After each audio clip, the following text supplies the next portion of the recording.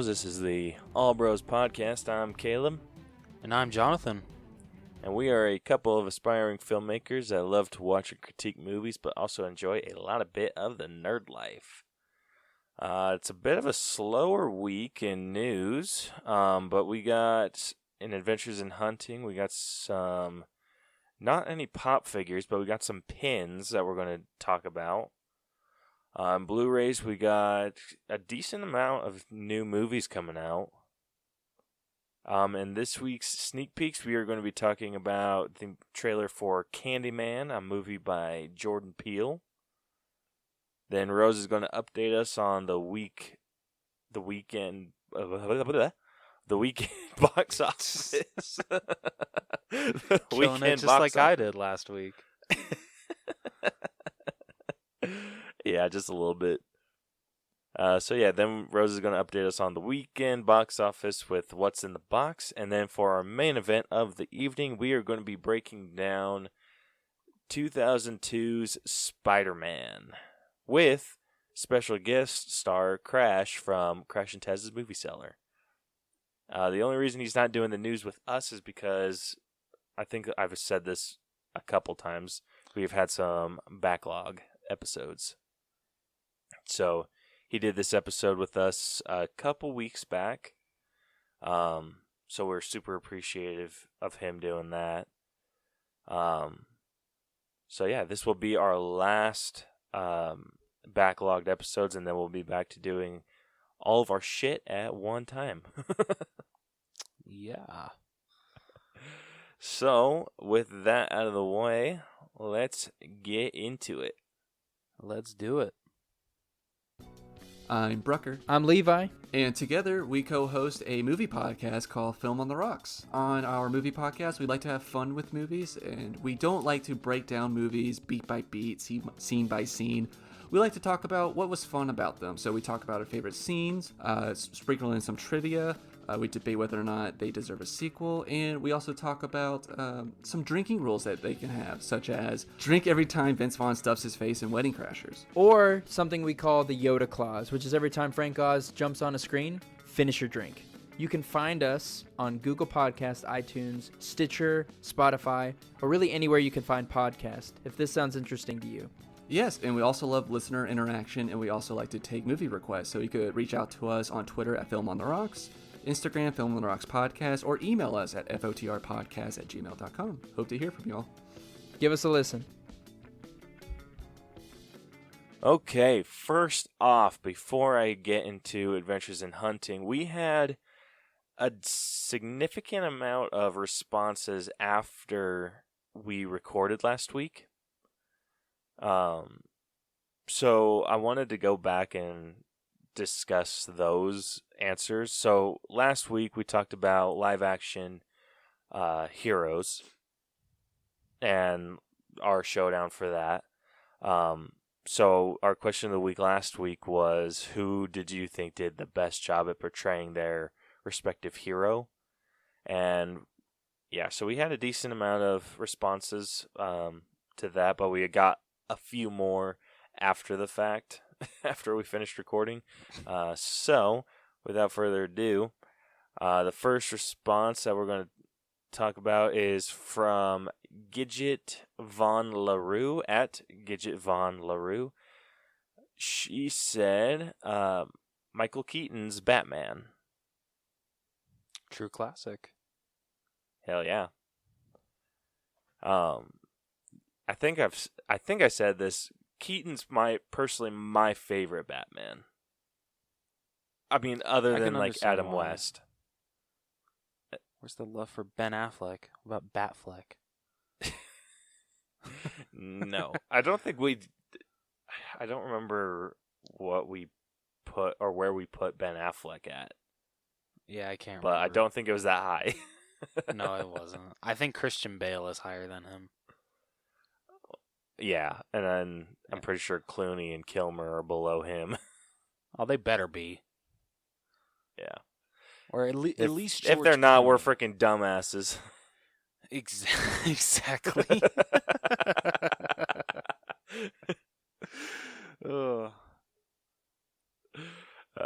So Michael Keaton, freaking a classic choice.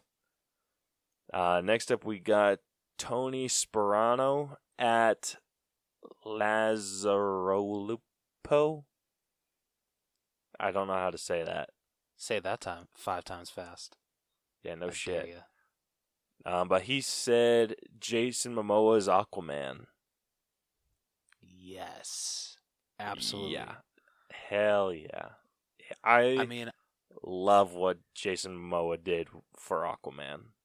seriously, I'd honestly kind of be interested to see what if they would have kept like how Aquaman is in like the comics, like, you know, like blonde and like all giddy or some shit like that. Been very interesting to see that kind of Aquaman in the DCEU, but I'm really glad what Jason Momoa has brought to the character.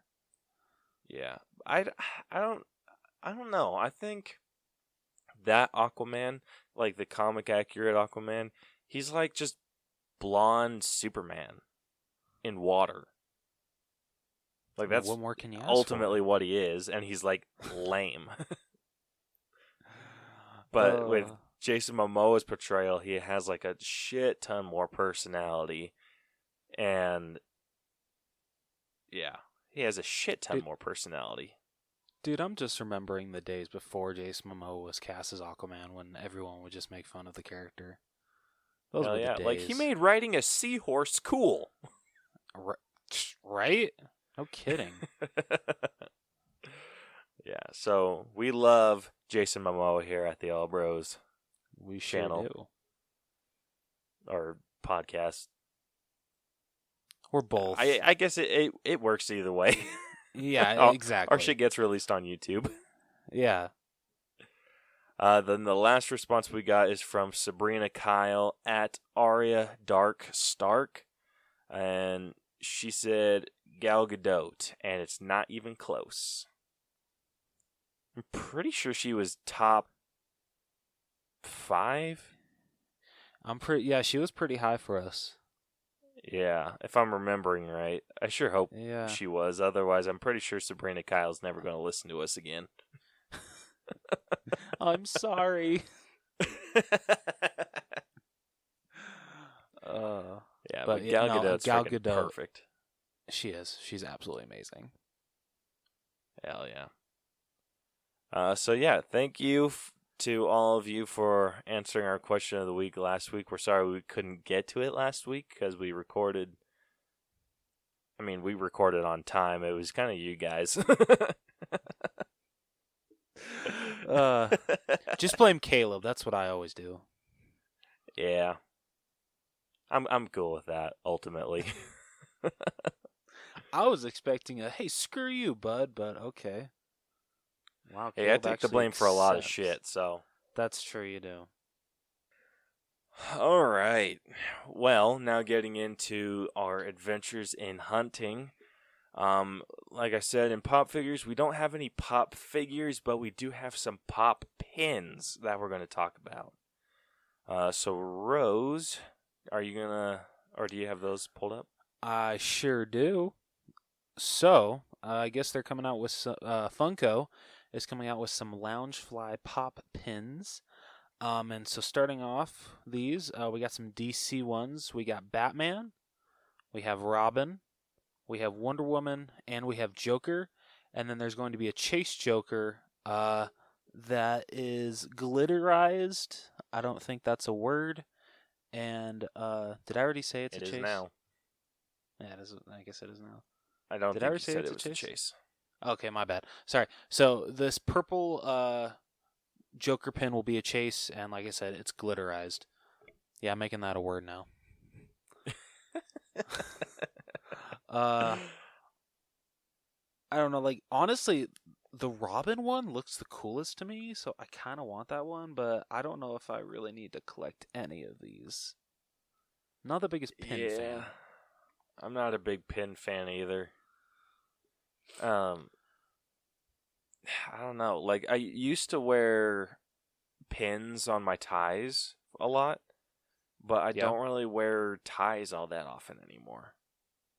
Yeah, that's true. You mostly just go for an open shirt. Yeah. I see your point. And I'm trying to think of anything else that I would wear a pin on, but I mean, I would wear it on a hat, but I feel like that's a little white trash. I don't have like. You're not wrong. I mean, I don't work anywhere that has like an apron, so I mean, I would wear it on maybe an apron if I work somewhere but I don't. I work with garbage. I'll just give you a Fresh Market apron and you can wear it to your job. What do you say? Hell no. You I might dissing make on like Fresh a Market? pin board. Hey, there you Because, go. I mean, there's a decent amount of pins that I've liked or that I've seen, but I just don't have a place to put them.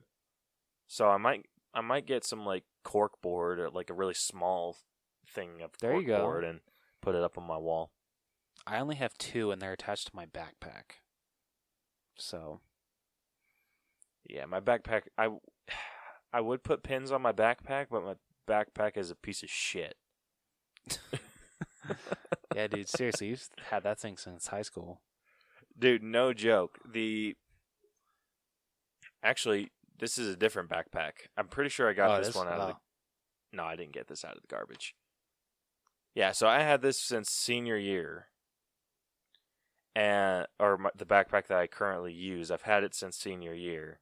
And the zipper, so where it's sewn to like close it, part of the zipper ripped off. So I can zip it up, but it's still like open. And like a normal person would go get a new backpack. I just quote unquote sewed it back together with paper clips. Wow. Like, it is the most ghetto thing on planet Earth. I feel we should point out that me and Caleb graduated in 2014, so that just shows you how old it is. Yeah, it's 6 years old. Yeah. Yeah, it sucks because I probably would have gotten a new backpack by now, but being in the military, I need a backpack that's all black. So I don't have any like desire to go spend money on an all black backpack. Because I want like some of the cooler, like the Hot Topic backpacks. Of course you do. Dude, I'm so bummed that I missed out on that. Yeah, I'm so bummed out that I missed out on the Captain America backpack. Oh, is it not even online anymore? I don't know. But I'm just bummed out that I missed out on that in person. Oh. And I totally would have, but then be on sale. That'd be great. I'm gonna shut my mouth now. Yeah, Brielle's gonna kick your ass. Yeah, exactly. Anyway, so we got the Batman pins. What do you mean, the DC pins? DC, whatever. Same thing. All right, moving on to Marvel pins, or should we call them Iron Man pins? Screw you. All right, moving on to the Marvel pins. We got Iron Man, we got Thor, we got Loki, and we got Thanos. And then, besides just the common Loki pin, there is also going to be a Loki chase that will be glitterized and will be gold. So, Funko's I don't really know how I killing it feel with the about chases. I personally feel they should have released someone else, like Cap. They really should have. I agree. But that Like, Thanos one looks awesome. It does look awesome. But I almost would have preferred them to do Iron Man, Thor, Cap, and Loki rather than Iron Man, Thor, Loki, and Thanos. That's fair. I mean, this order definitely does feel out there. Yeah, it feels weird. But, I mean, the pins are cool. Not any that I'm going to personally get. I'm not going to get any pins until Hulk. I might have to get that Thanos. That one's pretty cool. All right, moving on to Star Wars. We got a Darth Vader one coming. We got a Princess Leia, and I don't know what she's holding. It looks like Rey's staff, but I know it's not, and people are gonna yell at me for saying that. We got Han Solo, and then we got Greedo, and Greedo is going to have a chase that is glitterized, and it honestly kind of looks like, yeah, it's like he's kind of like a neon blue. That's dumb. So, well, I mean, can you really think of any other characters they could have done for like a glitterized chase?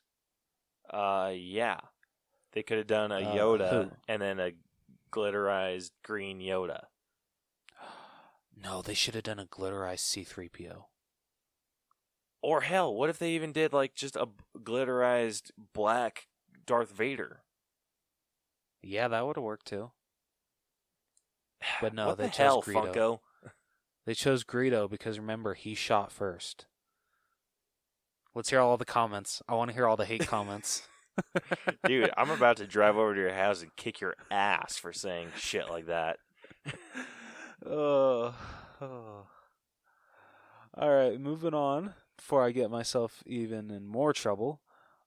So with Pixar, and these are actually different, and I like this a lot actually. So we got Buzz, we got Woody, we got Eve, and we got Wall-E. And then for the chase, it's actually different than all of those four. It's actually one of the aliens from Toy Story, and it's gold, and it's chase, and it's glitterized. And I want to say I already said chase. My bad. A chase of what, though? I don't know. Because they got the same thing going on with the Harry Potter ones. So, I mean, what do they got for the Harry Potter? For Harry Potter, we got Harry, Hermione, Ron, and Dumbledore. And then for the chase, which is glitterized, we got Hedwig. And honestly, that actually looks really cool. It does look super cool, but what's it a chase of? I don't...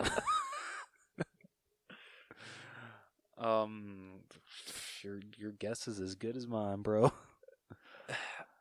Like, the only thing that I can think of is, like, are you going to be able to, like, buy these pins, or are they, like, in a mystery box? They better not be in a mystery box. Like, the only that's the only thing that makes sense about, like, that being a chase. That's true. Ah, shit. Okay, well then, yeah, I'm not even going to try to get Thanos then. Screw that. I mean, if you can buy the pins, like, and you know what you're getting, yeah. Yeah. But if it's, like, in a mystery bag or mystery box or whatever, yeah, screw that shit. Because, yeah, I'm not paying scalper prices on eBay for a Thanos pin. Screw that. Yeah, forget you guys. All right, so that's it for Funko news, or pop news, whatever you want to call it. Moving on to Blu-ray news, if my internet wants to work. Let's see, so coming out this week, first off, we got Spies in Disguise, the movie starring Will Smith and Tom Holland. And I never checked this movie out, but I think if it's cheap enough one of these days, I think I will probably blind buy it. Yeah. Movie, that's not one I'm going to watch unless you get it. You're such a cheap like, ass, you know that? I know, but it's not I'm like just kidding. being I'm kidding, cheap. bro. It's just kind of like I don't want to spend money on it. No, dude, I get you. But that is actually getting a steelbook, a Best Buy exclusive steelbook. So Really? yeah, That's but kind I of think impressive. I know, right? I think that is the only exclusive. Oh no, actually, it's also getting a Target exclusive, which I think this is going to be a digibook. Stupid internet. Oh my gosh. Or maybe it's just my computer. It's probably my computer. Load the damn bar. Okay, it's all okay. Limited edition. It includes a super spy training manual. That's what you get at Target. That's kind of dumb, but for kids, it's good. You've done better, Target. They have. They kill you've it done with their worse like. too, but They have. I mean, like the only things that I think Target always kills it at is their Disney digibooks. Those always look great. True. Also coming out this week, we got Uncut Gems, the movie starring Adam Sandler. And I definitely want to see this movie. Probably not gonna buy it like Tuesday, when it comes out. But probably maybe when it's like $15 or $10, if I can catch it on a sale, I'll definitely check it out. Are you at all interested in this movie, Caleb? I'm probably on the same boat as I was with Spies in Disguise. Like I think I'm on that boat with the only one that I think I want to like actively go see and I'm okay spending money on to see is Bombshell. Oh, not Charlie's Angels? What the hell? Hell Where's the no. love? Hell no. Also Caleb spoiled the other two releases. I'm just kidding. I didn't spoil shit. I know, I'm just kidding. So also coming out this week on Blu-ray, we got Bombshell starring, isn't it Charlize Theron? Yep. Yeah, So Charlize Bombshell. Theron, Nicole Kidman, and Margot Robbie. Yes. Oh shit, I thought that was all the same person, just in different disguises. I'm dumb. Wow. I'm smart. Are you shitting me? No, I'm dead serious. Dude, I don't know anything about this movie. What the hell? What? Oh my gosh, Rose. This is why you're the brains of this operation? Yeah, I guess so. All right, but so also besides Bombshell, we got Charlie's Angels coming out, the movie that completely bombed. Well, I mean not completely, but it was pretty bad. Yeah. I kind of want I mean, obviously, I want the two movies, and I think this has to do with like Elizabeth Banks being like all feminist about these movies and basically justifying why her movie failed. Such I bullshit. want Wonder Woman and Black Widow to freaking kill it, just to prove her wrong. I'm pretty sure Black Widow's going to kill it just because it's an MCU movie. So I feel that movie honestly is probably going to make over $1 billion. I'm pretty sure that's like already set to do so. Hopefully. I mean, I have my fingers crossed hard that it will. Yeah, I mean, I feel since Captain Marvel did it, I think Black Widow can do it too. Oh yeah, if Captain Marvel did it, yeah, Black Widow can do it easy. Yeah. I mean, I'm hoping that Wonder Woman 84 is a huge success, but we'll have to see. I mean, Birds of Prey, looking at that box office, but that movie was rated R, so we'll just have to wait and see. Yeah. Yeah, I don't think that's going to be one that joins the $1 billion club. No, I'm just hoping that it beats the first one's box office. True. I think the first one was close to 800 million. I believe so. But anyway, so that's it for new releases. Moving on to what's in the box this week. Really? What? What'd I forget? This week's sneak peeks? Oh shit, I meant sorry. Gosh damn it, Rose. I'm sorry.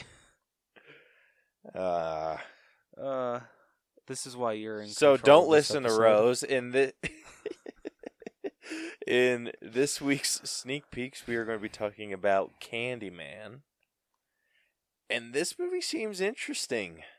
It really does. So I actually saw this trailer for the first time when I went and saw The Invisible Man today, and yeah, I'm sold. This looks like a good time. I don't think I ever saw the original movie. So like seeing like all the bees and like all the shit and like is that a crowbar or is that a hook? I think it's a hook. It is a hook? Okay. But Yeah, dude, that's just like some crazy shit. Isn't it like you have to say his name like 5 times for him to appear? Yeah, 5 times in a mirror. So it's literally And then just he like comes Bloody and Mary. kills you. Yeah, So, it's it's basically a Bloody Mary knockoff. But it seems like the Candyman is taking over the main character. Or the main character is becoming the Candyman. Which, honestly, if that's a plot device, that's actually really cool. That'd be way cool. But yeah, And this trailer has piqued my interest. It has. But Caleb, I got to point out something. You lied earlier. So this is not Jordan Peele's Candyman. He's only producing it. Oh. Nia DaCosta is directing it. Okay. So you failed. Hey, forget you. Whatever. I'll take the fail point on that. What? No, that doesn't count as a fail point. Well, or does yeah, it? it does. It does count because okay. I said with the utmost confidence that it was Jordan Peele. Okay, And besides, okay. it's the first of the All month, which I don't think we. I'm pretty sure I fail-pointed. lost. Oh yeah, you did. Yeah. All right. Cool. So I mean, I already got your prize. So Yeah. expect that next week. Wait, what? What? No, you lost for February, and you got me the stress ball Hulk. No, that doesn't count. Wait, then what was that one for then? That was just for the hell of it. Oh, That was just me being a nice bro. No, you've got something coming. Don't worry. Don't worry, my good friend. okay. So yeah, so Candyman. What's your excitement level for this? I'm pretty excited. Like I'm probably at like a 7 out of 10. That's actually about where I'm at. I may be a little lower, just like 6, just because I want to see more about if I'm right about the main character becoming Candyman. I just hope they don't spoil that if that's the case in the second trailer. True. Because that shit. I might be at a 7. Is it just me or really quick? Were you singing the Candyman song from Willy Wonka at all? Dude, I straight up was. Okay, I'm not the only one. When everyone was saying like Candyman, and I Yeah. like, so when the girls were saying that in the mirror, I was like humming. I was just like, the Candyman can. Dude, same. Honestly, after that whole scene where they're killed, and I'm just like in my head, who can take the sunrise, sprinkle it with.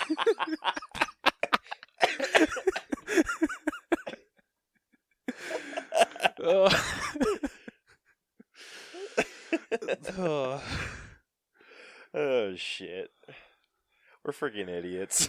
We are.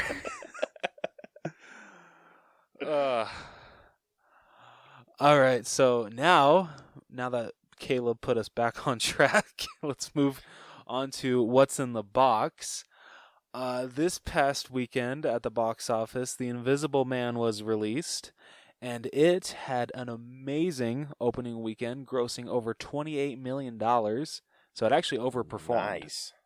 Yeah. You say over?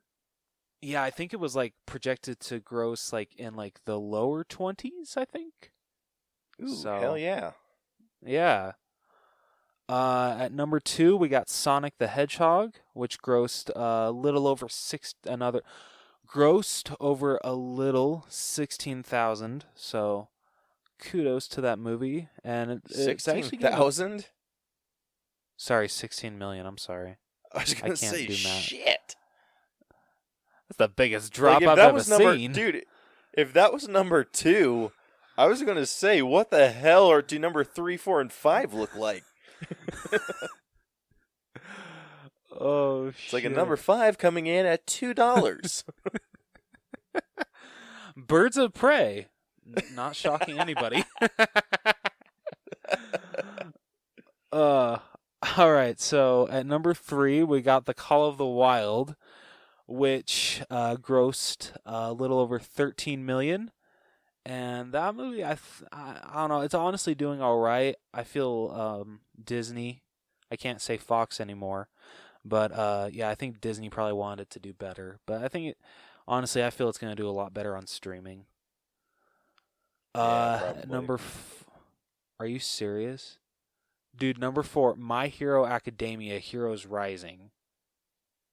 That Really? broke into the top 5? Yeah. That's sad. I mean, so either okay, hold up. Either that's really sad, or Hero Academia has a huge freaking fan base. The fan base is pretty big, from what I've seen. It seems like it. Like, I see Hero Academia around, like, everywhere. Yeah, so it honestly seems like they're releasing a new pop every week. Yeah, it totally feels like it. Like, we've had My Hero Academia figures coming out every single toy fair. Yep. Like, I'd have to go back and see if they've released one, like, every week, but, I mean, it honestly feels like that. Dude, honestly speaking, so going off just, like, say, anime films, okay, so you know how, like, the Playmobil movie, like, completely, utterly failed? Yeah. Okay, so I saw that at Target today, and good hell. there was no Blu-ray release, just a DVD release, and there is absolutely no special features on it. It's just the movie. Bummer. Right? Oh. I'm like, damn. That hurts my soul. It's like nobody turned up for this movie. Why are we going to give them special features? They don't deserve it. We can't afford that shit anyway. Oh, damn. Right? So bad. And then finishing off the top 5, which I can't believe this is still in the top 5. Bad Boys for Life brought in another $4 million, little over $4 million. Wow. Yeah, it beat out Birds of Prey. Yeah, dude, I watched the first Bad Boys. Yeah. Either yesterday or Sunday. Because we're recording this a little early. Because this Thursday is my anniversary. No, but that movie sucked. Real, dude, it is really? so bad. Like cheesy bad or like bad? Irritatingly bad. All right. Like, okay. So there's a scene, and it's like this scene in a club. Have you seen the movie? No, I haven't seen any of them. Okay, so these guys are cops. They are police officers. They are going to investigate this guy's club. They go to the club, and so one of the detectives goes to the bathroom. He goes to the bathroom. This dude throws, and he gets attacked in the bathroom. He beats the shit out of the attackers and then leaves. I'm like, dude, you're not going to, arrest them? You're not even, he didn't even handcuff them. Dude, yeah, but these are movie cops. These aren't actual real cops. Yeah, and then on top of that, one of the girls, so they have this girl in custody, so a witness, right, to this crime at the beginning of the movie. Okay. This witness just decides to leave where she's being kept safe, finds a gun from I don't know where, goes to this club, stands in the middle of the freaking club, and sees like the head of the club, points the gun at him, ready to shoot. And then it's just like she gets tackled, fires a shot off, and then she like, yeah, and then the cops like that are watching over her take her on this road trip, and she's acting like a cop. Like at the end of the movie, she's in their car with them, and she's like, "What's next?" And I'm like, "Bitch, you go back to being a civilian." Like, are you shitting me? Like, you're not a cop. You're a hostage at best. Oh. But yeah, and then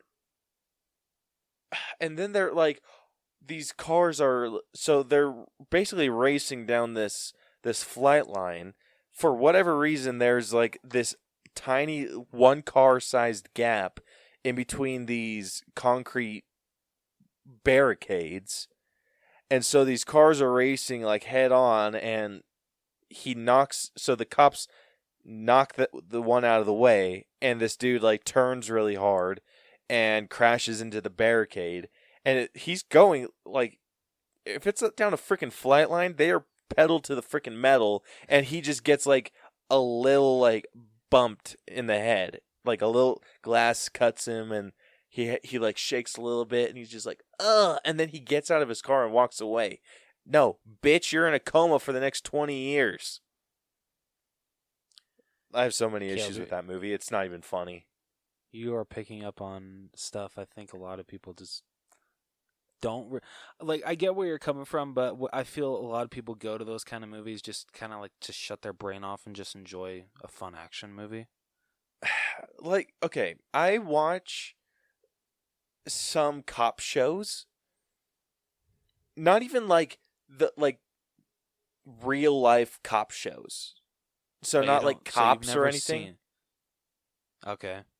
Yeah, so I watched The Rookie with Nathan Fillion, and they try to they make it realistic in the way that they arrest people and all of like the different stuff. Like, it's freaking dumb. So while they're driving down this runway, Martin Lawrence's character is reading off the Miranda rights, and I'm like, no, you have to do it so the person you're arresting can audibly hear it. And he's doing it while he's driving. It's just kind of like, and no one's going to like call him out on it. Like, come on. Like, he's sitting there, and he's like, you have the right to remain silent, and he's like still behind the car. And I'm like, is like Will Smith's character or this chick not even going to acknowledge that he's like talking to himself? Yeah, because they kind of point that out in like 21 Jump Street, how Channing Tatum forgets to read the guy his Miranda rights, so they have to let him go. Yeah, but yeah, it's I don't see myself going to see Bad Boys for Life because of this first movie. It was bad. So then you're not going to give the second one a try either? Probably not. Damn. It would be a really tough sell for me to watch the second one. All right, okay. Anyway, so I think that covers everything that we got in news, right? Yep. Yeah, that's it. Sweet. Well, let's move on to our main event of the evening. Let's do it. Time for the main event.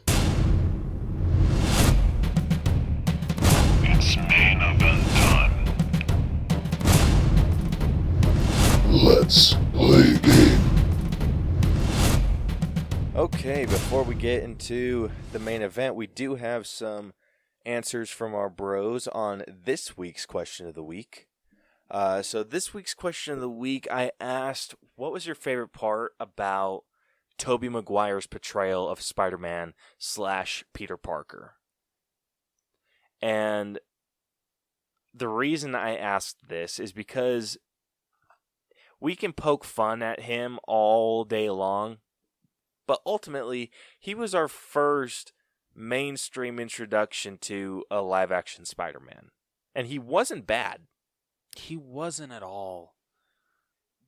Did he really he get, wasn't. like kind of a... Do what? Oh, no, I'm just saying, like, going back and watching, like, any of these Spider-Man movies, especially the first one, just, like, I still just feel like in awe just seeing Spider-Man on the big screen. Yeah, it's great.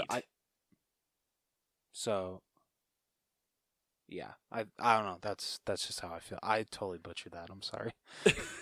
I thought you were going to say something there for a second. I thought I was going to too, but apparently not.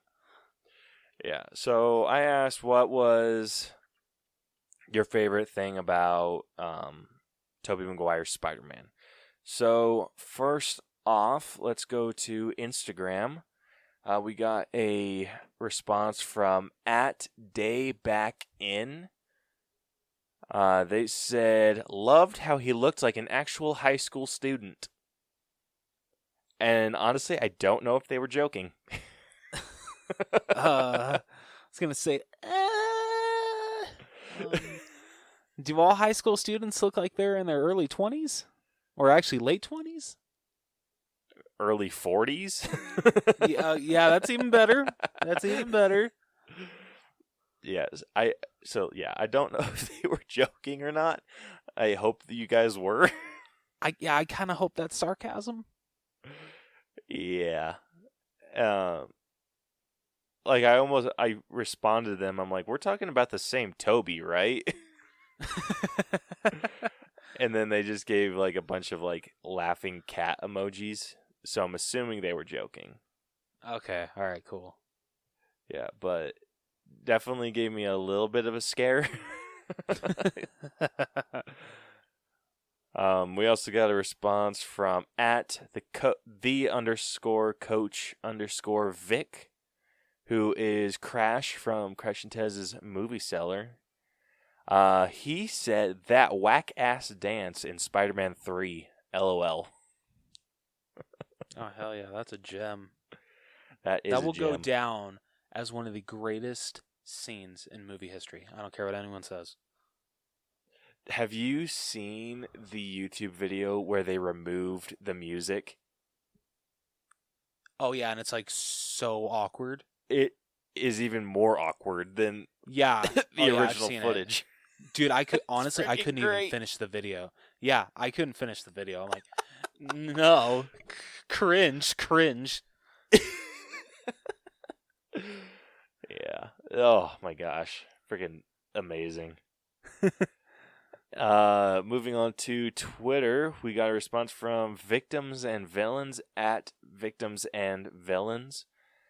I love that name. They said Suit and Goblin. Yes, hell yes. The suit was fantastic, and I don't care what anyone says. I know he looked like a Power Ranger, but Green Goblin was fantastic. Oh, hell yeah. Yeah, we got into a little discussion about that and just talking about how great Willem Dafoe is and how hard he's going to be to replace if they ever bring him into the MCU. I'm honestly scared to see the Green Goblin in the MCU because he's a hard character to do, and I don't know if anyone can top Willem Dafoe. I don't know if he would be that hard to do. Okay, maybe not hard to do, but hard to top. Yeah. Performance-wise, definitely hard to top. Costume-wise, I know the MCU can do better. Oh, come on. You don't want the Green Power Ranger again? I mean, I'm not totally against it. It's just I want some purple in there. All right, fair. Yeah. So yeah, thank you, Victims and Villains. The last response we got is from Film on the Rocks @FilmOnTheRocks. They said the suit, and he seemed like a genuine guy as Peter Parker. He did. Yeah, I can agree with that. You honestly, for all the problems that Tobey Maguire's Peter Parker was going through, you honestly really felt for him. Yeah, you wanted everything to work out for him. Yeah. I actually hadn't thought about how genuine he was until they kind of brought it up. I'm like, yeah, I mean his dialogue's a little clunky, and just cheese, but overall he does seem like a very genuine person. He does. He absolutely does. Yeah, but yeah, I have to agree with both of these guys on Twitter. The suit, freaking killer. Yes. Oh my gosh. Perfection. Hell yeah. The only thing that I would want to see, like, I don't want them to change the costume at all.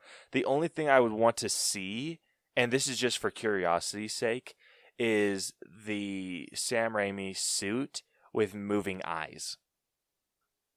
I'd at least, yeah, I'll agree. I definitely want to see it. I don't know how I'd feel about seeing that in a whole movie. Yeah, like I said, just for curiosity's sake. Yeah. All right. But yeah, so that is all of our responses that we got. So thank you to everyone that answered our question of the week. We hope you continue to keep answering. Please. Be awesome. Love interacting with you guys. Yeah, so with that, let's go straight into our main event. Let's do it. All right, so on this week's main event, we'll be doing our All Bros breakdown of the original Spider-Man movie, which came out in 2002, and we are joined by a special guest, Victor from Crash and Taz's movie Cellar. Would you like to introduce yourself, Vic? Oh, yeah. Yep. I am Crash from Crash and Taz's movie Cellar. I don't know if I'm that special, though. I've been on, like, a bunch of you guys' episodes now, but, it's cool. I'll take it. Hey, we need fill-in guests, too. There you go. It's kind of harsh, isn't it? Fill-in guest? I'll take what I can get, man. Okay. You understand. Okay, all right. Yeah. All right, so, without further ado, let's get this breakdown started. First up, well, Caleb, would you like to explain our grading system for these for people that haven't? I'm really nailing this so far, but would you like to let people know how we break down movies here on the All Bros? Dude, you're freaking killing I it. know, right? Every week I do, every week. All right, so if you're new to our breakdown system, we have split a movie into 8 different categories. We break down the story, the writing, the acting, any character development, the effects, music, costumes, and then give it basically our own personal grade at the end. And then that's how we come up with our final grade for a movie. And so Spider-Man's been in our backlog for a little bit, and since we're doing some backlog episodes, we thought it'd be a good idea to do a breakdown episode from our backlogs. Yeah, why not? A backlog of our backlog. So with that, Rose, let's get into the story. Let's do it. All right, so get ready for reading with Rose if my phone wants to work. All right, so on a school field trip, outcast high school senior Peter Parker visits a genetics laboratory with his friend Harry Osborn and his crush Mary Jane Watson.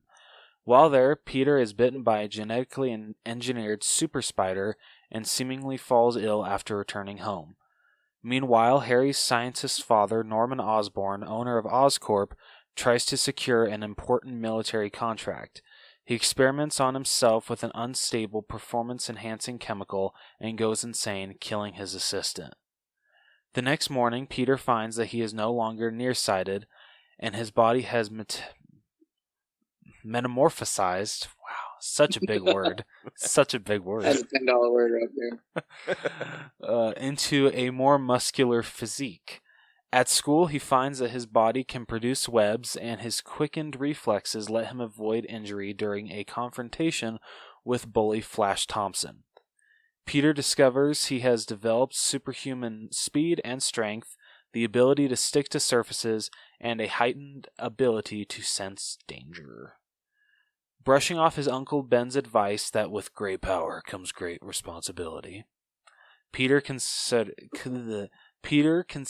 impressing Mary Jane with a car, because that works every time. Yeah. I mean, it You get the doesn't girl not with the work. cool car. Was Brielle impressed by your Chevy? You know it. Well, first of all, it's a Chevy. All right. It's a miracle that she even Hey, married screw you. Hey, out of the two of us, who's still single? Wait, which two are I you talking had about? I had a rebuttal, but I'm gonna choose. I know you guys keep this like PG-13. Plus, Oh. I don't want your mom hearing this episode. So I'm gonna take the higher ground. I'm gonna let you have that. It's okay, man. Let me just say, my Ford has been rocked many a time. Oh, damn. He went there. Ooh, I'm telling. You should totally share this on your mom's Instagram. This Oh, hell episode. no, dude. She'll freaking kill me. No, just Holy shit. this one episode. Just this one episode. Come on. How about no? Everything after this part. All right. He enters an All right, on with this. Sorry. He enters an underground fighting tournament to raise the money and wins his first match, but the promoter cheats him of his earnings. When a thief suddenly robs the promoter's office, Peter allows him to escape. Moments later, he discovers that Ben was carjacked and killed. Peter pursues and confronts the carjacker, only to realize that it was the thief he let escape. After Peter disarms him, the carjacker flees but dies after falling out of a window. Meanwhile, a crazed Norman interrupts a military experiment by Oscorp's corporative rival Quest Aerospace and kills several scientists and the military's General Slocum. Upon graduating, Peter begins using his abilities to fight injustice, donning a costume and the persona of Spider-Man. J. Jonah Jameson, publisher of the Daily Bugle tabloid, hires Peter as a freelance photographer since he is the only person providing clear images of Spider-Man. Norman, upon learning Oscorp's board members plan to force him out in order to sell the company to Quest, assassinates them at the World Unity Fair. Jameson dubs the mysterious killer the Green Goblin. I really want to know how he got that, but okay. Just it's the Green Goblin, guys. Just Green Goblin. Norman, as the Green Goblin, offers Spider-Man a place at his side, but Peter refuses. Okay, never mind. I thought it said they fight. I'm like, big epic fail. But they fight in a burning building started by the former, and Peter is wounded. At Thanksgiving dinner, Peter's Aunt May invites Mary Jane, Harry, and Norman. During the dinner, Norman sees the wound and realizes Peter's identity. Shortly after he leaves, Norman attacks and hospitalizes May. I can really talk this episode. Do you guys have anything to say thus far? Yeah, Rose needs breeding with phonics. You're not wrong. Dude, like, the thing that always confused me... So this movie was I don't want to say my first introduction to Spider-Man, because I knew who Spider-Man was before this. But this is, like, the first time I actually got to see not just basic pictures of Spider-Man. Okay. So, like, I knew who Spider-Man was. I knew that there were comics about him, but I hadn't read any of the comics. None of the other shows or anything like that. Really? See, my first introduction was the 90s cartoon. That's how I introduced to didn't Spider-Man. discover that show until after I saw this movie. I'm sorry. So my first... Really? Yeah, so I didn't realize that his webs were... I thought the whole organic webbing thing was cool. And then when I watched the 90s show and saw that it was like web cartridges, I was like, that's dumb. And I have since learned that is completely inaccurate. Yeah, this movie, I actually, and I'll probably end up giving it a pretty high score for the story, because even still, like, for me, this first one holds up. I like the story. but I don't know. I like this one. This one's a really good one. Not necessarily my favorite anymore, to date, but it's still a good. Like I said, it's got a good story. Like Caleb said, I knew though going in that they're supposed to be cartridges, like web cartridges. So I was one of those people that was like, I just didn't really care for the new, like, oh, it shoots out of his body. Like, to me, that was weird. But also because, like, watching the shows and stuff, that's an obstacle that Spider-Man goes through, is like he runs out of web shooters, or he's got empty cartridges and stuff like that. So it almost makes him a little OP in the movie, if you ask me, like when they do it that way. But it's still a good movie. Yeah. Yeah, it holds up pretty well. I think the Goblin holds up. I mean, some of the CGI and like those effects don't, but we'll get to that eventually. Yeah. I wasn't finished yet with the story. I know. Oh, okay. All right. No, you guys were just like going all the way to the ending. I'm like, oh shit, did I not like say that I was done? No. One thing I didn't knew it. care for. I didn't understand back then when I first watched this how Aunt May got hospitalized, because all it looks like it happened was that Green Goblin came and blew open her wall, dude, and then she's just like finishing her prayer, and then she's suddenly in the hospital. I was the same way. I thought the same thing. I'm just like, what the hell did that accomplish, Goblin? He put the fear of Satan into her. That's what he did. Yeah, fair enough. All right, so moving on. Mary Jane admits she is infatuated with Spider-Man, who has rescued her on numerous occasions, and asks Peter whether Spider-Man ever asked about whether Spider-Man ever asked about her. Maybe you should start reading these. Maybe I should. Harry, who is dating Mary Jane, arrives and presumes she has feelings for Peter after seeing them hold hands. Devastated, Harry tells his father that Peter loves Mary Jane, unintentionally revealing Spider-Man's biggest weakness. Norman holds Mary Jane in a Roosevelt Island tram car full of children hostage alongside the Queensboro Bridge. He forces Peter to choose whom he wants to save and drops Mary Jane and the children.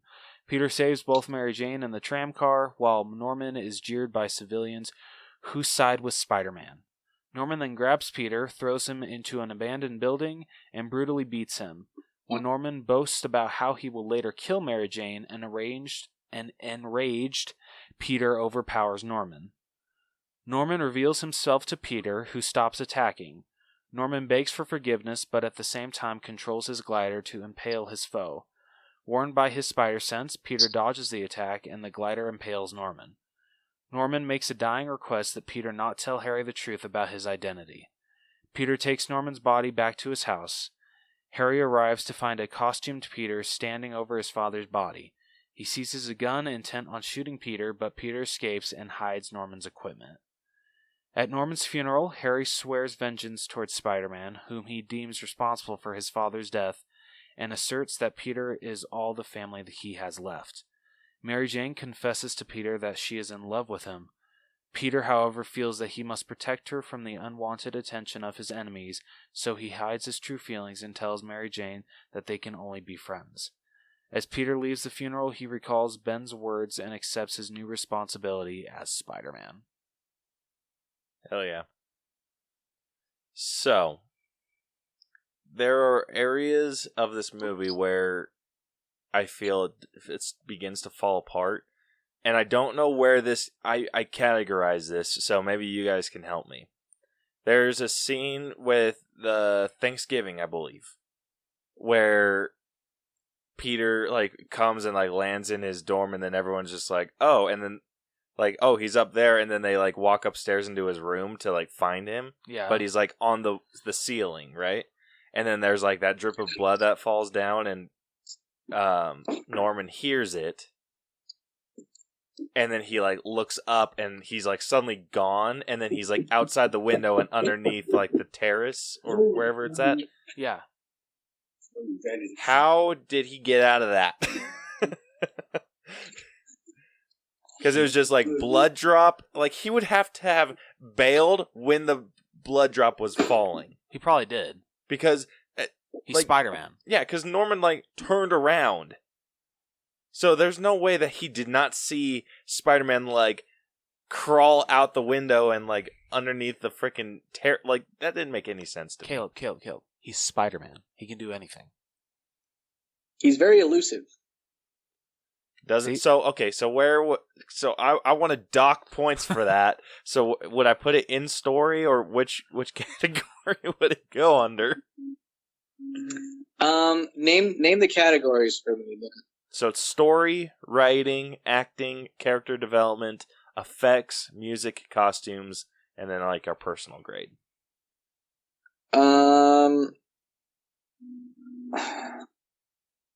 I would throw that into your personal grade then, because I mean, many a times too, in like the cartoons and stuff, you get similar instances where it's like he's there and then he's not there.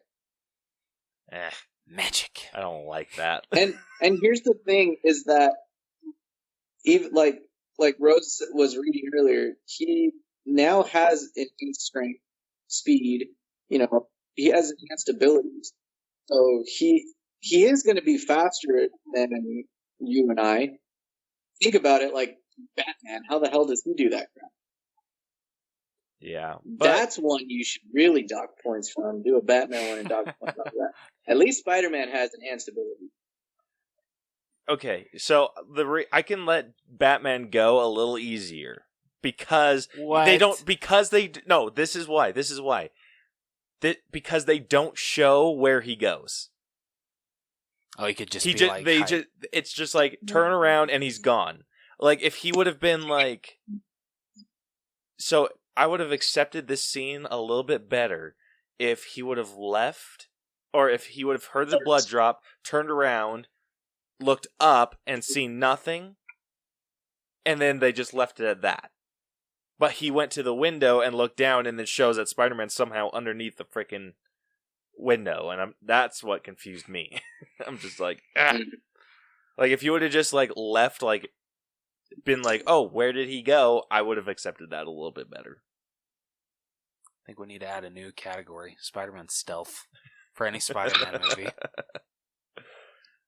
I'll give this one to Caleb. One thing that, because I just actually watched the movie again like a few days ago. One thing that I didn't get is he comes in through his like room. He enters the scene through his bedroom. He doesn't come in through like the front door or anything, as far as I can tell. So it's like, wouldn't that raise some alarm? Like, why would you come in through the fire exit or the fire escape and not through the front door? Yeah. So there are little things. I'm not saying it's a perfect movie. Yeah. But overall, with the story and what they were able to do for the time, it wasn't half bad. No, not at all. No. It was really good. The story holds up really well. It does. I like the story from like of the Tobey Maguire films. I like the story for the first one over the other two. That's completely understandable. Yeah. I like the second one a little bit better, but not much. I can never decide. I love the first and second so much. They're neck and neck. I can never decide which one I like better. Yeah. So it's pretty close. And I think we can all agree we hate the third. Oh, that's my favorite, man. Okay. Yeah. So where would you guys put the story on this? This one's out of 100. Yes. For the story, because it came out in 2002. I'd say the story holds up. I'd be willing to give it like a 90. And that's trying to be as unbiased as possible. And I'm also taking into consideration that there have been other Spider-Man movies that have been thrown out there, especially the Tom Holland films. Like, I love those ones. So I'm taking all that into consideration. I'd say this story holds up. I would want to give it a 90. I can agree with that. That's about where I was at. I was high, like the higher 80s, lower 90s, but I can do 90. Yeah. Yeah, 90 it is. If our grading system wants to work. There you go. All right, next up, writing. This is where the movie falls apart for me. Like, hard. Yeah. Like, how about we talking here? Like, So, 60s? okay, so probably. Damn! So, the normal dialogue, or what's supposed to be the normal dialogue, like, anytime they're having just, like, whatever kind of conversations, are total bullshit. They are the most bland conversations ever. But where the writing picks up really well is during the fights. So, like, the quips are pretty good. The monologues that Norman's having with himself, those were incredible. It's just the freaking, like, back and forth conversations that sucked ass. And the movie makes up it's a majority of the movie is the back and forth conversations. And I agree, because, like, when Peter and Mary Jane are in the hospital with Aunt May, like, it's such a weird and awkward conversation that they have. It really is. Yeah, straight up. Like, it doesn't, but the thing is it doesn't have to be, like, you think about an actual real life situation, like, that doesn't have to be an awkward conversation at all. But it just looks so forced. Nothing looks like it doesn't feel organic at all. So I'm with Caleb. I don't know how low he's going to actually grade it, but yeah, I think the writing is pretty low. I'm in the low 60s. Yeah. And I would go lower. I can maybe be in, like, what's the saving grace though for you? The saving grace is the monologues that Norman had. Those are the saving graces of the movie. Okay. Yeah, Willem Dafoe did amazing. He has quite a bit of them, so that's where I'm like, ugh. Not Peter's monologue at the end? No, that monologue's freaking bullshit. Too much with great power comes great responsibility. A bit, yeah. Would you go like 67 on it? That's actually what I was going to guess you were going to go with. I could go 67. Because I agree with you. The writing and all that, like the back and forth stuff, it's pretty bland. It's pretty lame. Yeah, it's awkward. Like when they're talking, like even at the beginning with the teacher. Oh my gosh! Don't get me started with that teacher. And then can I take a picture for the school your newspaper? Where? Mm-hmm. Yeah, and then she just walks off. Yeah. Like she's doing all these poses, and then she's just like gets called off by some friends, and he's like, "Oh, bye," and he doesn't even think to like put his camera down and walk away. More screen time means more money they got to pay them, man. We got to get them out of there. It's true. Yeah, that was just so dumb to me. I hated that. Like I hate like the bullshit conversations. Or but what about that opening? The opening that lasted like 30 minutes. Them, like saying like this story's just all about a girl, Mary Jane Watson. Yeah, that was so dumb, dude. I didn't care for the bully either, Flash. Like, come on, the way he's standing here, he's like, "I don't want to fight you, Flash," and I wouldn't want to fight me either. Yeah, like, come on, that's who classic. says that? Every bully I've ever encountered. Bullshit. Like, I feel like if he's just like, "I don't want to fight you, Flash," he would have been like, "Well, too freaking bad," and then he would have just like pounded his face in. He wouldn't be like, I wouldn't want to fight me neither. Like that's such like a comic booky thing to say. But for it's something a comic that book I know movie. it's a comic book movie, but if they were going for realism with this, I feel loose realism. Okay. They set up the rules of the universe. Yeah, I was gonna say. So when I say realism, realistic to the world that they set up. Okay. And I have the same thing with like movies or with movies with magic, movies with like fantasy. They need to set up the rules, and they set up the rules enough for me to buy like the Spider-Man shit. It's just like all the like that dialogue is just like made me feel gross. Your face was the I'm gonna best take a right there. bath after. Yeah, exactly. It's like, ew, I need to wash myself. All right, next up we got acting. So I say we do Tobey Maguire. We do Willem Dafoe. Do you want to do Kirsten Dunst? Yeah, dude. Okay, yeah. We want to do Kristen Yeah. or Kirsten or whatever However the the hell her hell name you is. say it. Yeah, I say Kirsten Dunst and what's his name? James Franco? James Franco. Yeah. He's in there a lot. So I'd say those four. Yeah. All right, let's do it. All right. So first off, let's just start our way to the top. So James Franco. He was weird. Yeah. Like his acting seemed very off. I feel like, and having seen James Franco in a lot more like comedies, kind of like The Interview or Pineapple Express, even Knocked Up, like I think that comedies are more his thing, especially like the ones that he does with like Seth Rogen, you know, kind of like those. I guess we'll call them like hothead humor type things, you know.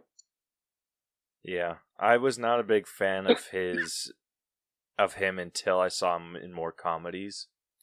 Mm-hmm. Like, honestly, when it comes to Harry Osborn, I actually like Dane DeHaan's Harry Osborn better than James Franco's. Yeah, he did a really good job.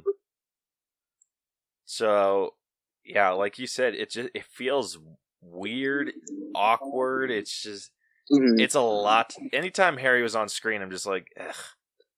Oh, like the Thanksgiving scene when she. Okay, this is like on Dunst and Franco. When he comes in after getting like a mouthful from freaking Defoe, who freaking nailed it, and then he comes in and like bitches her out for not, like, first off, he did stand up for you, you whiny bitch. Second off, like what? Like he didn't have to yell at her like that. No. That felt weird. I'm just like, come on, dude. Like, you just stood up for her. You're not going to be like, hey, I did. Yeah, I think the one I'm trying to think of other movies that he's been in where it's like more of a like a serious role or more drama role was Rise of the Planet of the Apes. Oh yeah, he was actually really good in that. Yeah. And yeah, but think about it. How often is he in there? Not nearly as often as he was in Spider-Man. I mean, give it to Caesar more. Caesar, the freaking ape, did a better job acting than he did. But I mean, it's Andy freaking Serkis, so. Well, okay, but you know what I mean. I think that like he's obviously improved in that, like the drama department when it comes to acting. But I think given the time period, he was more of a comedic actor, and that was more his thing. So it's hard to see him as that. Yeah. So he's fairly low for me. What about you guys? He's pretty low for me How too. low? Because he's pretty low for me too. I'm thinking 60s as well.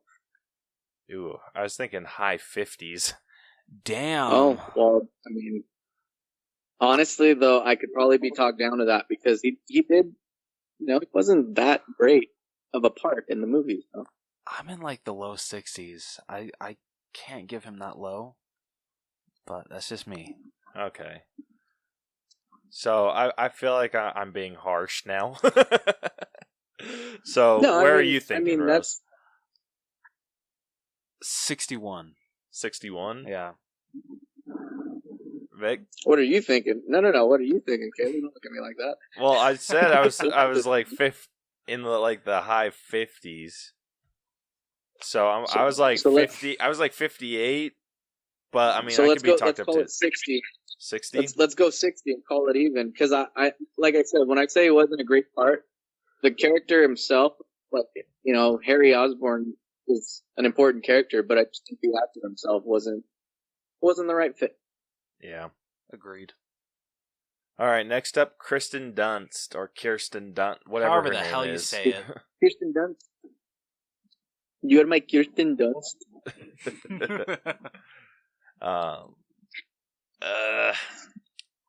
think She's another low. She's another low one for me on this film. She is low as Franco, though. I think she's a little bit above Franco. Okay. Only because she had more parts and more redeeming, what's it called? Factors. I feel Opportunities, I should say. I'm going to bring this up later, but I think what saves her performance is how well she acted with that Spider-Man mannequin when they were swinging through the city. Oh my hell. That is true acting right there by Kirsten Dunst. Where her hair's going the wrong way. Yep. She might be higher than Toby for that. Okay. Her acting, I think, was in like maybe the higher 60s, low 70s. Because, and I put it there, and I could be talked into like the lower 70s, but where her acting fell apart, where it just like, so it was like maybe in like the higher 70s range for me for most of it, Yeah. and then it freaking took a nosedive with the funeral scene where she's trying to have like these serious talks. She breathes really heavy. It sounded like she was out of breath, and I'm just like, gosh, just get on with it. So that's where I'm at. I'm at in the lower 70s, higher 60s. Okay. And I could be talked either way. Okay. No, because I was thinking like mid to high 60s for her. I can definitely agree with you guys, because this is from what, watching the animated show and just from what I've seen over the years, like, she doesn't play Mary Jane that well. No, she doesn't. Like, she's not like Mary Jane at all. So what score are you at? Because I'm sure I will completely agree with what you're at. So I don't want to give her a 70. I'm thinking like 68. I can agree with that. Yeah? Yeah, I could be talked up to that. Because I was thinking like 67. But 68, I could go with that. Sweet. Yeah, I think... Oh, what was I going to say? Yeah, it was a lot of the emotional scenes that she was trying to have that just freaking tanked her score for me. She came off a lot as a whiny little...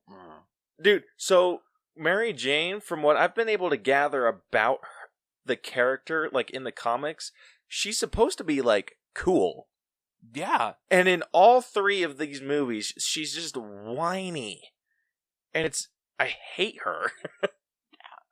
Like, why couldn't her Mary Jane be like the one we got in the 2018, right? Yeah, 2018 Spider-Man. I can't remember when it came out. But the PS4 Spider-Man. I loved that Mary Jane. Yeah. That one was awesome. Alright, so let's give her a 67. Alright, moving on to Willem Dafoe. He might be the highest. So, wait, can we do Tobey Maguire first? Because I'm not going to lie, I'm going to end up giving Willem Dafoe much higher grade than I am Tobey Maguire. I'm the same way. Yeah, I am too. Alright, yeah, we can do Toby first. Perfect. So speaking of whiny little bitches, I would say he definitely played that in this. He does. And I get that a lot of this was, it's not so much the high school version that we get with like Tom Holland and oh geez, why do I always forget this?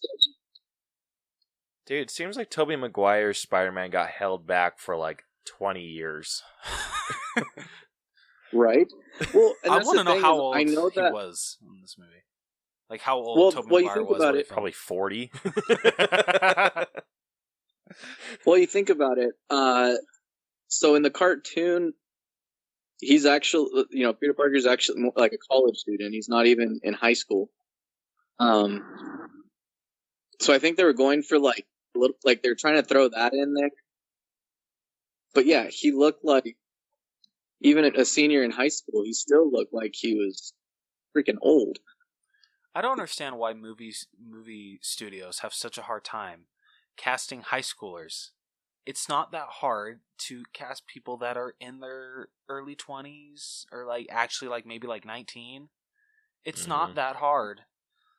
Yeah, it's not. But it's also, I think the trouble that they have is trying to find good actors that are that young. Fair. Because Right. it's really a hit or miss. Like, you either get Stranger Things and It, or you get freaking Disney Channel Ant Farm shit. That show's not that bad. Or Hannah Montana Whoa, style acting. Whoa. Hey, Agreed. Don't touch Montana. There seems to be like no in between. Right.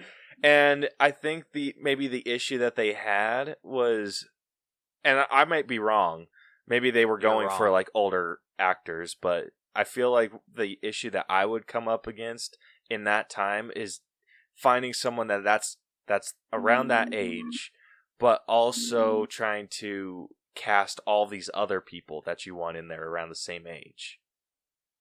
So maybe it's just that they couldn't find enough, and they're like, "Screw it, let's keep bumping the age range a little higher, and then until they got to their 50s, and then they're just like, all right, Toby, you're it." Well, that makes sense though, because I mean, think about it. If you're trying to cast somebody to be Spider-Man, you find Tobey Maguire. You need people like MJ and Harry Osborn to be and look kind of like they're the same age, and then you need to cast somebody that's like Willem Dafoe, who's supposed to be even older to look like a dad. Somebody that kind of fits that age range sort of thing, Yeah. I think it would have been See, freaking look, hilarious. But, I mean, all that aside, I think his best acting was during like the fight scenes, like Caleb was saying earlier. A lot of I didn't like that look. It's because he had the mask on. I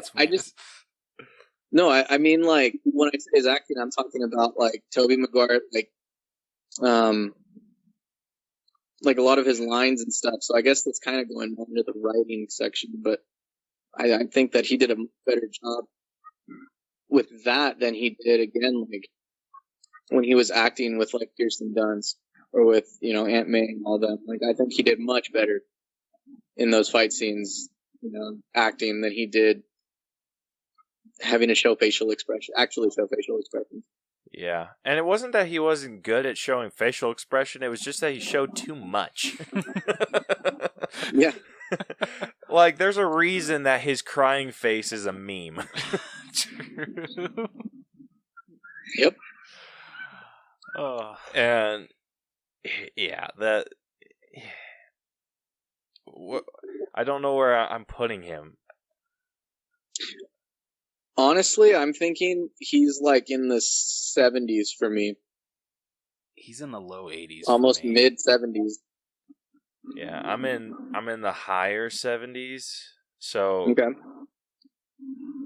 I don't know, 77 maybe? Yeah, I could be talked up to that. Could you guys work with me and do 78? 77 and a half. I can take that. Yeah, 77 and a half.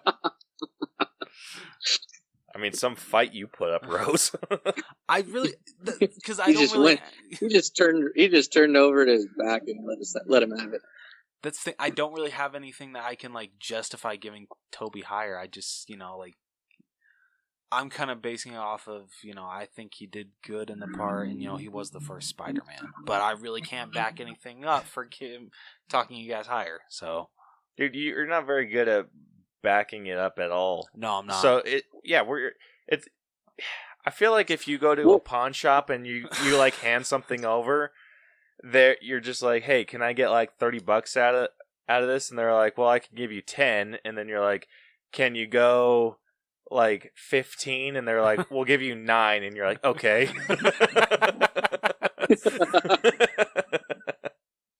So true. I think there's a reason why they say like Tobey Maguire played a better Spider-Man, and gosh, who was the guy that came after him? Why do I always forget his name? Andrew Garfield. He must not have been. Thank you, Andrew Garfield. I don't know why I can never remember his name, but and then they say he did a better Peter Parker than Tom Holland, who's great at both. Yep. Yeah. Yeah. Like when it came to being Peter Parker, I think that's where Tobey Maguire's acting kind of like fell. Yeah, his acting, like you said, it's better in the fight scenes. It's all the extra stuff that like makes it fail like really hard. Yeah, and I think I had a thought process and I just freaking lost it. What was I going to say? Well, yeah. What was the grade we gave him? 77 and a half. 77 and a half? Oh, we're going with the half. Okay. Yep. Yeah. No, you got to give me that. Yeah, because Rose sucks at negotiation. Hey, shut up. He's like, I won't even take the 78 anymore just to prove a point. Yeah, right. Exactly. Oh, shit. Yeah, not a big fan of Tobey Maguire's acting. Oh, I remember what I was getting at. The only thing I liked better about Andrew Garfield's Spider-Man was that his Spider-Man was a little bit more quippy. That's true, he was. Tobey Maguire's Spider-Man wasn't as quippy. Like, he had some at the beginning, but the rest of the time it was just a lot of him yelling and like trying to find people. And not really saying much. Like, I thought like we were going to get like a montage of him like with when he's getting the pictures of Spider-Man for the Daily Bugle. I thought when he was fighting the muggers and all that other stuff, like I thought we were going to get quips, but we didn't. And I understand with like the fight that he had with the people that were trying to attack Mary Jane, that why he wasn't so quippy with that, but I feel we should have gotten something. I can agree with you there. Yeah. But yeah, and then like with Andrew Garfield, we got a little bit more quippy, and then with Tom Holland, we got the perfect amount of quippy. Oh, yes. And I can't wait for the third movie of his. Oh, so excited. All right, moving on to who we can easily agree is the best part of this movie, Willem Dafoe. Willem Dafoe. Yeah, I agreed with everything he said before. He did a great, like with all his monologues. Just freaking awesome. Jumping back and forth from being Green Goblin and then, just being himself. It was crazy to see how great he was jumping back and forth from personalities. Like, he did amazing at that. Yeah, they did some crazy shit with the back and forth. That was so cool. I think I may be wrong, but I listened to an interview with Willem Dafoe talking about those scenes with like when he's talking to himself in the mirror. So they had to shoot one from the back, like obviously, so you could see him in the camera, and then he says that he couldn't get because what they were trying to do was get him to do all the Goblin monologue on, so have him film all of that and then do all of the Norman monologue from like the other side. Yeah. And then they would like clip it together to be like the back and forth. But he didn't. He said that he couldn't like quite get like the same power out of it. So what he did was he did both of them at the same time. They had to bring in a second camera to film him from the front and then one from the back. So all of that is technically one shot just clipped together back and forth. Just back and forth. That's crazy. That's freaking awesome. Yeah, because he says like he feels like he could get crazier with that. And he does.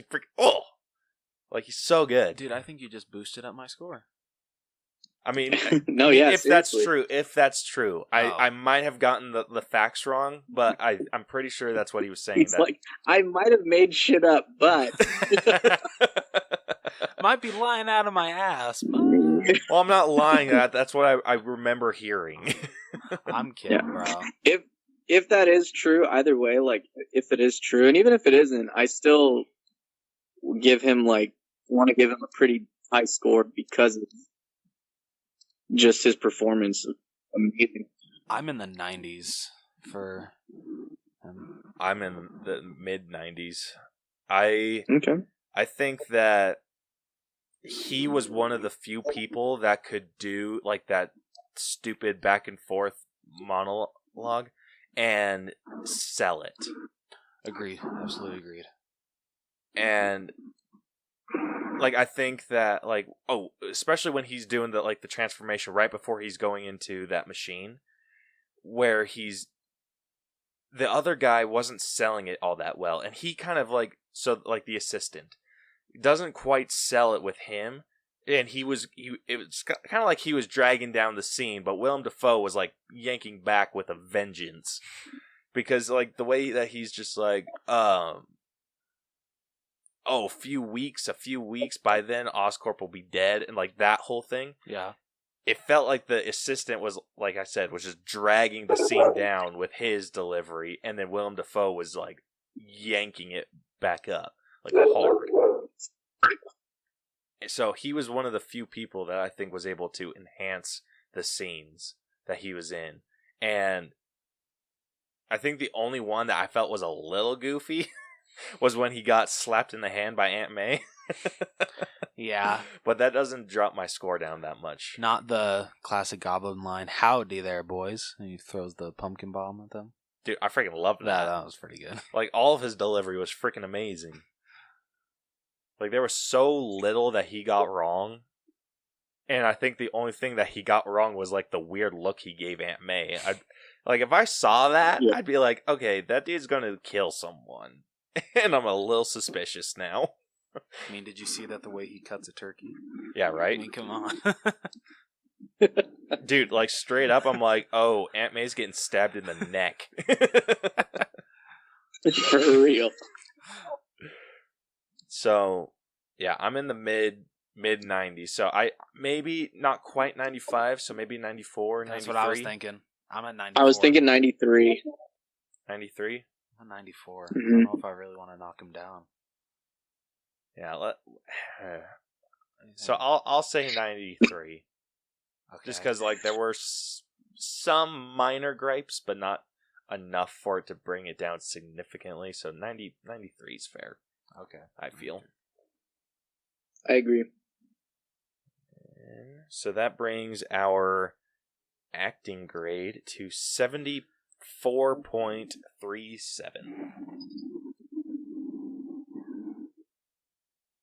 And sadly, that is mainly due to Franco and Dunst. All right, next up we got character development. This is Harry's, right? So Spider-Man, Peter Parker. What are we thinking? I mean, it was cool watching him learn all of his powers and everything, and just seeing how after his uncle dies, Which I want to point something out really quickly. Did anyone else feel like who they cast for Uncle Ben and Aunt May were a little too old? They were a tad old. Okay. Should have been called them Grandpa Ben and Grandma May. Yeah. I don't know how old they were, but they were old enough to be dead. I feel who they I forget who. So it was Sally Fields who played Aunt May, and then who played Uncle Ben in Amazing Spider-Man? Oh shit! Wasn't it I forget his name. Oh my gosh. It's his dad. Martin Sheen, Charlie Sheen's dad, wasn't it? Oh, yeah. Yeah. See, I think those people were perfect age for Aunt May and Uncle Ben. Perfect. Dude, Sally Fields still freaking got it. Yeah. Yeah, she was a perfect Aunt May. I loved her. Although, like, okay, never mind.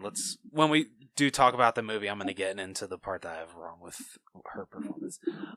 But anyway, yeah. So just seeing him, like, after Uncle Ben dies, him, like, not wanting to accept it, just like seeing his kind of like depression, kind of go, like how he figures it out, and then watching him finally realize, okay, this is, I'm accepting this responsibility, and I want to actually be Spider-Man.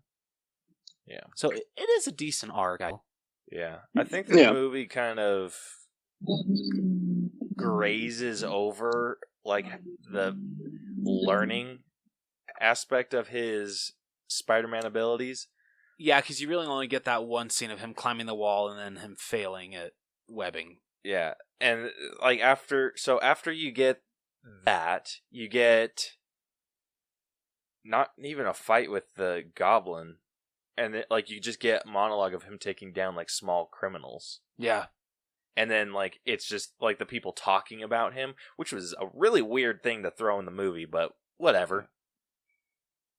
Oh, come on, the classic song. We should all just give him one big hug. Look out. Dude, why do you always focus on the weirdest ass parts of these movies? Because that's the fun part. Come on, that was a classic song. No, it wasn't. Yeah, it was. Anyway. Don't be lying to yourself, Caleb. They jump, they do some leaps in the story. And that's like the biggest one, where it's just kind of like you get to know that he's proficient in what he does, but they just kind of like, yeah, see this? People are talking about him.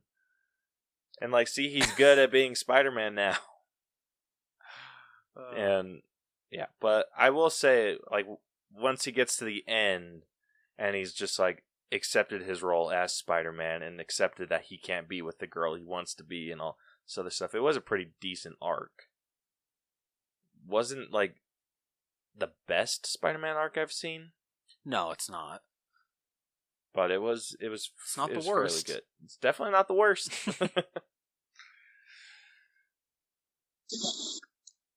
Yeah, I think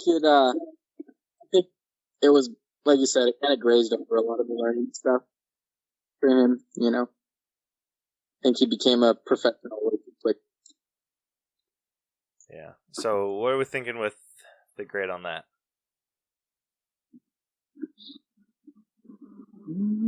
Rose?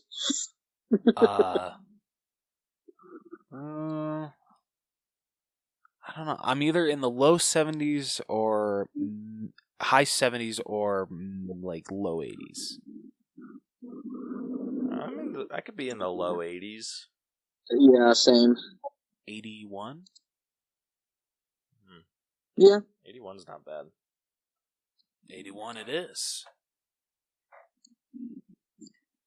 Alright, next up, effects.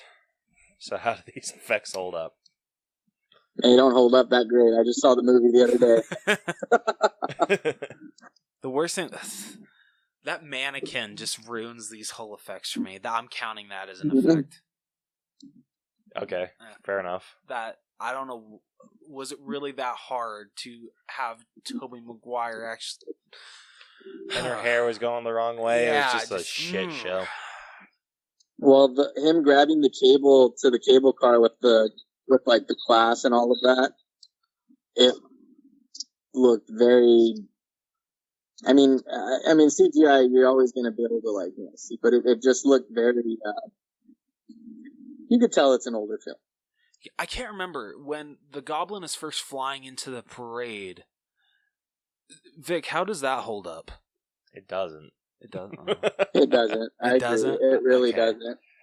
That fight scene was one of the ones that fell apart a lot because of the balloons and everything. They went very heavy CGI on that. Yeah. The ones that hold up are like the fire fight and the final fight, because that was like all sets and like wiring and stuff, and it worked. Dude, really all well. I remember with that fire scene when the Green Goblin turns around, that scared the shit out of me.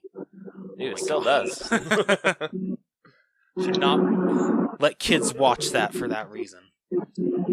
Yeah, so for that, I'm in the lower to mid 70s.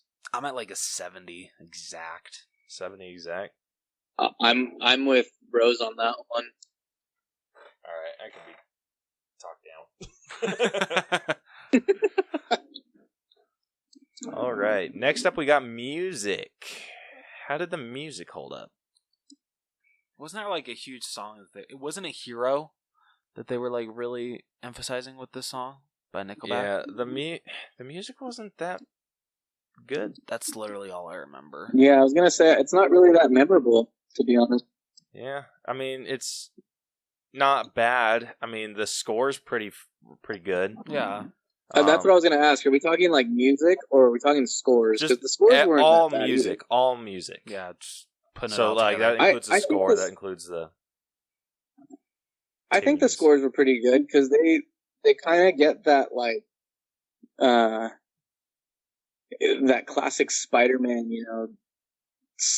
sound in it, if that makes sense. And they kind of like throw it in there throughout the movie. Kind of like what Harry Potter does, how you have that like, they'll throw in like the iconic Harry Potter sound throughout the movies. Like I feel like they did that throughout the film. I really like the score. The scores aren't that bad in it. Yeah. This one's out of a 10. Out of 10, yeah. So I'm thinking like 6 or 7. I'm at like a 7. I was thinking like a 5 or 6. 5 or 6. So I could be talked up 6. I can give you 6. We can do 6. I mean, it's good. It's like it's just kind of in the middle. It just didn't honestly. stand out. It didn't stand out to me. Now, if Yeah. they the had, only thing that stands out is like the main score. yeah, see, if they would have Right. had kind of what they have with Spider-Man 2, like how they incorporate the score with that ending, I think I would have boosted it up to a 7. But since Yeah. it's different Yeah. with this one, no. All right, next up we got costumes. So I think the only ones that we can really grade that aren't like just average are Green Goblins and Spider-Mans. They're both so great. They are really good, especially for the time. Yeah. I'm docking Green Goblins because he feels a little Power Ranger to me.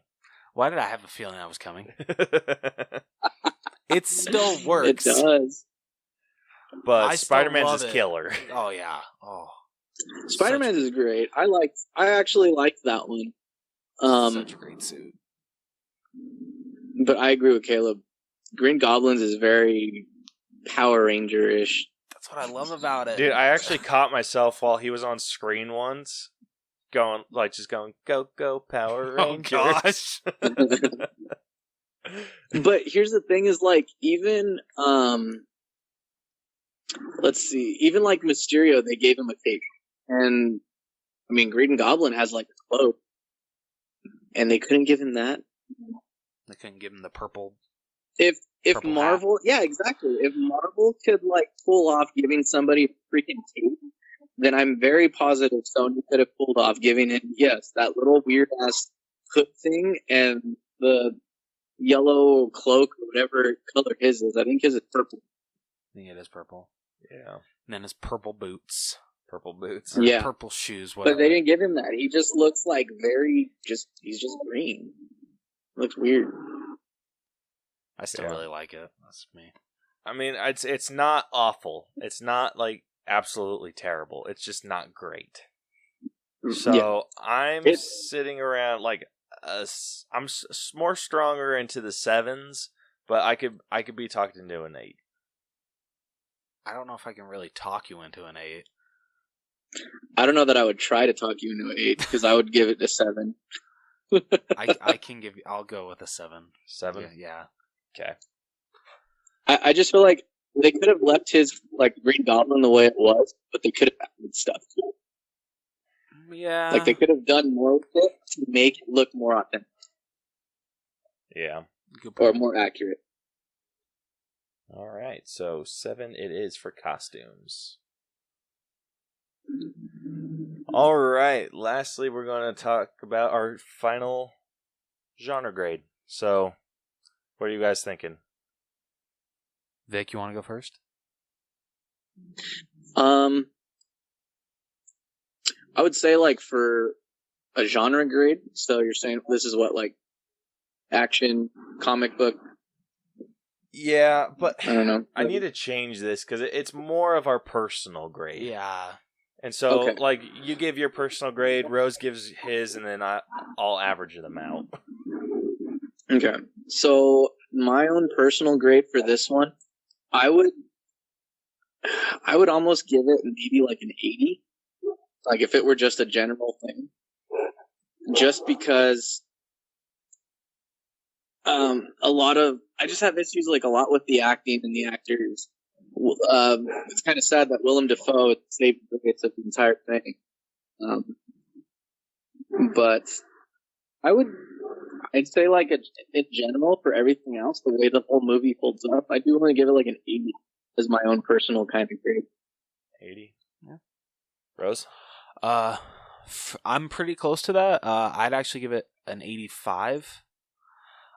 Just because, I feel this definitely, growing up with this movie, it still shows how much I love Spider-Man. Yes, some of the acting is not that great, and Willem Dafoe, like you said, Vic, really holds this movie together, but the Spider-Man suit is great. I love the Green Goblin suit, and just, there's a lot I feel to love about this movie, but there's a lot of stuff that holds it back from being great. Yeah. So I'm sitting at a 83. Okay. Kind of in the middle of you guys. Not quite at 85, but I did thoroughly enjoy this movie, and the only reason I watched this movie is for the freaking monologues that Green Goblin has. So Fair enough. For that, I love it. Like I'll watch this over and over and over again. But yeah, for that, I'm gonna give it an 83. And averaging that out, that comes to an 82.6. Which brings our final grade for Spider-Man. It's a C+. You usually say 2. I know, whatever. It's throwing me off. Holy crap. Yeah, C+, and it's sitting at a 66.6%. Honestly, that's a pretty fair grade if you ask me. Yeah, It is. It's Yeah. really fair. Yeah, it's like a couple. And I don't think we've been as harsh with it as most people are, considering like a lot of the hate that people like Tobey Maguire and Kirsten Dunst get for this movie. Yeah, so it's about on the same level as the Addams Family. Same level as like Good Boys. Do you know what their Rotten Tomato score is? I think it's actually Honestly, with how close we've been getting, or for Spider-Man, Yeah. with how close we've been getting, it's probably 76. No, it's 90. 90? Yeah, 90%. Holy shit. The audience score though is 67. Oh, okay. So we're up there with the audience. We're with the audience. Yeah. Yeah. Let's see what other The C+. voice of the people. So it's a little bit below Jumanji, the next level. That's fair. It's above Rise of Skywalker. No. I'm kidding. No, that's very fair. Damn, Vic. It's above Dark Phoenix. Oh, hell yeah. Let's see. And I'm trying to look through any others that we've done. Yeah, others ones. It's up there. I mean, it's a good one. Yeah. One of our mid ones. So yeah. So final grade is a C+, and that concludes this breakdown. Vic, you want to tell people where to find you and your stuff? Yeah, so we are on Crash and Taz's Movie Cellar. If your listeners enjoyed hearing this episode with me and they want to hear more of my lovely voice, you can catch us on Anchor, Spotify, Twitcher, Breaker, all that stuff. It's just Crash and Taz's Movie Cellar.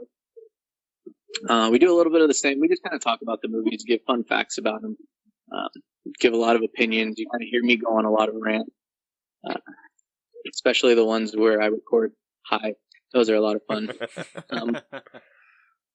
That's where they can catch us. Yeah, we're also on Instagram, Crash and Taz Movie Cellar. There's underscores under each name or under each word.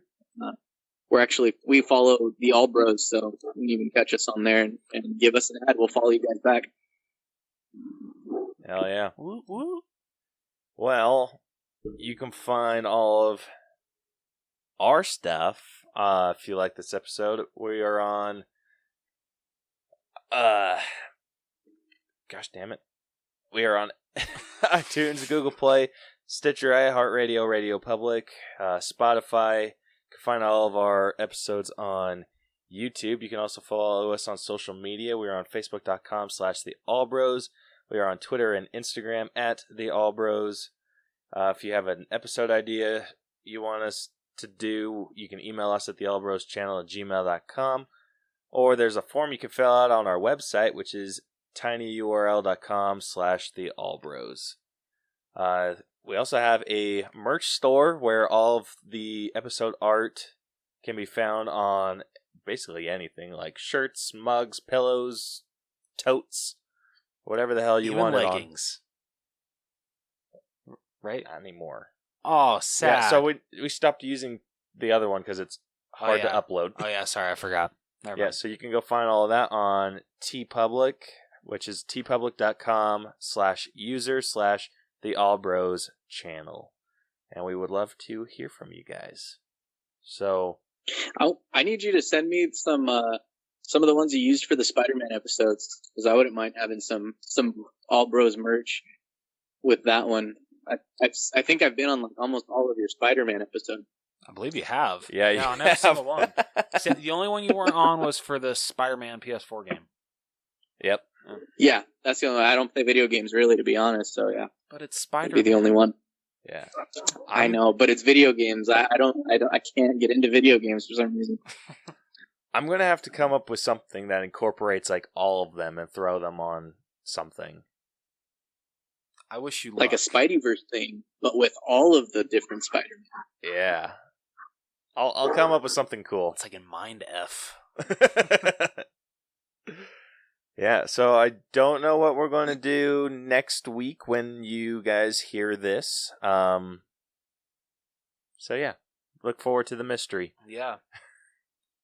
And until then, Well, I'll say this: if they want to catch some of my shows, they can hear us talk about Tombstone. I know Caleb likes that movie. this is a backlog, Victor. Damn you! Look up my Tombstone episode, then, people. I forgot this was a backlog. Regardless, look up Tombstone Yeah. with Crash and Taz. Hey man, I gotta get my publicity in somehow, man. Yeah. Yeah. So yeah, listen to that and the few episodes that are probably going to come out after Tombstone by the time this thing airs. Yeah. So yeah, this has been the All Bros podcast. I'm Caleb, And I'm Jonathan. and we'll catch you guys next time. Deuces. So long. Peace.